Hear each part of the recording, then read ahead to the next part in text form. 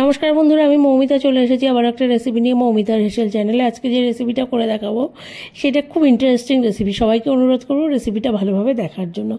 বানানোর জন্য যা যা লাগছে, প্রথমেই লাগছে এখানে মাছের ডিম, এখানে রসুন কুচি, টমেটো কুচি, এখানে আছে ডিম, লঙ্কা কুচি, এখানে আছে আদা বাটা, আর লাগছে পেঁয়াজ কুচি। প্রথমেই কি করব, কড়াইতে আমি সর্ষের তেল দিয়ে দিচ্ছি, দিয়ে তেলটাকে ভালো করে গরম করে নিতে হবে। কিন্তু তেলটা গরম হতে হতে আমি এদিকে যে ডিম দুটোকে একটু বিট করে নেব, অল্প নুন দিয়ে এটাকে একটু বিট করে নিতে হবে, কিন্তু করে রেখে দেবো আমি। আর এদিকে তেলটাও আমার গরম হয়ে গেছে। এই গরম তেলে এবার আমি প্রথমে মাছের ডিমটাকে ভেজে নেব।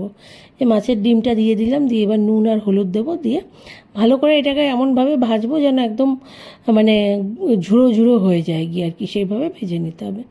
আর এই ডিমটা ভাজা হতে হতে একটা কথা বলে দিচ্ছি, মাছের ডিম আমি সবসময় ধোয়ার সময় ভিনিগার বা লেবুর রস দিয়ে ধুয়ে নিই, তাহলে কিন্তু কোনো আষ্টে গন্ধ থাকে না। নাহলে অনেকেই বলে যে মাছের ডিমে একটা গন্ধ থাকে। এই যে মাছের ডিম ভাজা হয়ে গেল, এবার আবার অল্প তেল দেব, দিয়ে ডিমটা যে আমি ফেটিয়ে রেখে দিয়েছিলাম সেইটাকে এবার আমি একইভাবে মানে ভুজিয়া মতো করে নেবো আর কি। যে দিয়ে দিচ্ছি ডিমটা, দিয়ে এবার ভালো করে নাড়তে হবে, মানে কন্টিনিউ নাড়তে নাড়তে এটাকেও একটা ভুজিয়া মতো করে নিতে হবে, কিন্তু নিয়ে তারপরে নামিয়ে নিতে হবে। এই যে দিয়ে দিলাম, দিয়ে এটাকে ভালো করে এইভাবে কন্টিনিউ নাড়তে নাড়তে একদম মানে ভুজিয়া টাইপের ঝুড়ো মতো হয়ে যাবে গিয়ে, তারপরে এটাকে আমি নামিয়ে দেবো। এই রান্নাটা কিন্তু খুব তাড়াতাড়ি হয়ে যায় গিয়ে, যে হয়ে গেছে মাছের ডিমেরও ভুজিয়া।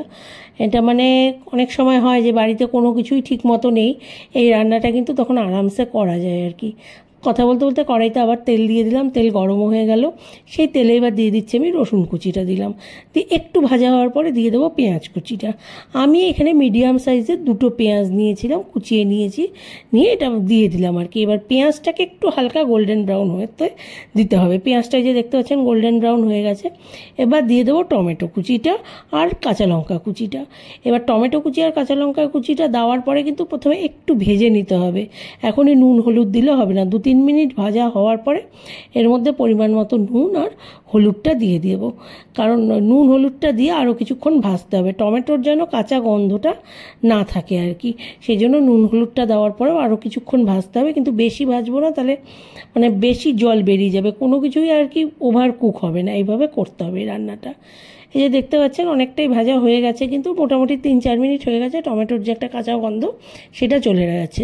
এবার আমি ভেজে রাখা ডিমগুলো দিয়ে দিলাম, কিন্তু দিয়ে আবার ভালো করে নাড়াচাড়া করে নিতে হবে। নিয়ে তারপরে এর মধ্যে দিয়ে দেবো আমি 1/2 চামচ মতো আদা বাটা। এইটা কেউ চাইলে নাও দিতে পারেন, আমি একটু দিচ্ছি।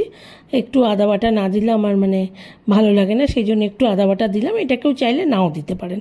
এবার আদা বাটাটা দেওয়ার পরেও কিন্তু আরও 3-4 মিনিট একটু মানে কষাতে হবে, যেহেতু আদা বাটারও একটা কাঁচা গন্ধ থাকে, কোনো কিছুর জন্য কাঁচা গন্ধটা না থাকে আর কি, সেটা দেখতে হবে। আদা বাটাটা দিয়ে আরও 3-4 মিনিট আমি ভালো করে মানে রান্নাটা করে নিলাম, একটু কষিয়ে নিলাম। নিয়ে এবার কিন্তু এটা পুরো রেডি হয়ে গেছে গিয়ে, এটা জাস্ট এখন সার্ভিং প্লেটে সার্ভ করে দিলেই হয়ে গেল গিয়ে, এটা পুরো রেডি।